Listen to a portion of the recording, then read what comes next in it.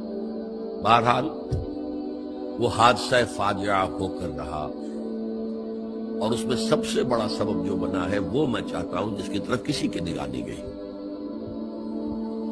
افسوس یہ ہے کہ میرا اس پر جو کتابچہ ہے سانحہ کربلا وہ آؤٹ آف پرنٹ تھا، کوشش تھی کہ آج یہاں وہ پیش کیا جاتا، مختصر ترین، لیکن آپ دیکھیں گے کہ کلیئر ہو جاتی ہے ہسٹری۔ دو کتابچے ہیں، شہید مظلوم، میرے نزدیک مظلوم ترین شہید حضرت عثمان رضی اللہ تعالی عنہ، اور سانحہ کربلا، بہت بڑا سانحہ، اس میں کوئی شک نہیں۔ حضرت حسین کے صبر اور مثابرت اور استقلال اور شجاعت یہ مثالی ہیں تاریخ کے اندر۔ اپنے سامنے جو ہے اپنے ایک ایک کر کے چراغ گل ہو رہے ہیں، خاندان سارا ختم ہو رہا ہے، شیر خوار بچے شہید ہو رہے ہیں۔ وہ تو ایک بچہ بیمار تھا، حضرت علی بن حسین زین العابدین رحمت اللہ علیہ، وہ بچا ہے۔ لیکن اصل میں شرافت اور مروت جو ہے وہ بسا اوقات اپنی شرافت کی وجہ سے مار کھا جاتی ہے۔ حضرت حسین سے میرے نزدیک یہ ایک اسٹریٹجک مسٹیک ہوئی کہ جب کوفیوں کا لشکر سامنے تھا تو وہاں کھڑے ہو کر ایک ایک کا نام لے گا، فلاں ابن فلاں، کیا تم نے مجھے خط نہیں لکھا تھا؟ اے فلاں ابن فلاں، کیا تم نے مجھے خط نہیں لکھا تھا؟ سب کے راز فاش کر رہے ہیں، اور دیکھو یہ میرے پاس یہ تھیلے بھرے ہوئے تمہارے خطوں کے موجود ہیں، تم نے مجھے بلایا اور میں آیا۔ یہ بات تھی جس کی بنا پر اب ان کے لیے کوئی چارہ نہیں تھا کہ انہیں شہید کر دیں، ورنہ تو یہ ہمارا بھانڈا پھوڑ دیں گے جا کر یزید کے پاس، تو ہماری کھالیں کھنچ جائیں گی۔ یہی وجہ ہے کہ حضرت حسین نے 3 آفرز کی، مجھے واپس مدینے جانے دو، نہیں، مجھے یزید کے پاس جانے دو، نہیں، مجھے کہیں اسلامی سرحد پر بھیج دو، میں وہاں پر کافروں سے جنگ کرتے ہوئے زندگی ختم کر لوں گا، نہیں، ہیئر اینڈ ناؤ بیٹھ کرو۔ یہ حضرت حسین کی شرافت، غیرت، حمیت، مروت اس کے خلاف تھا، لہذا انہیں شہید کیا گیا، اور پھر خیموں کو آگ لگائی گئی۔ یہ نوٹ کیجئے کیوں لگائی گئی۔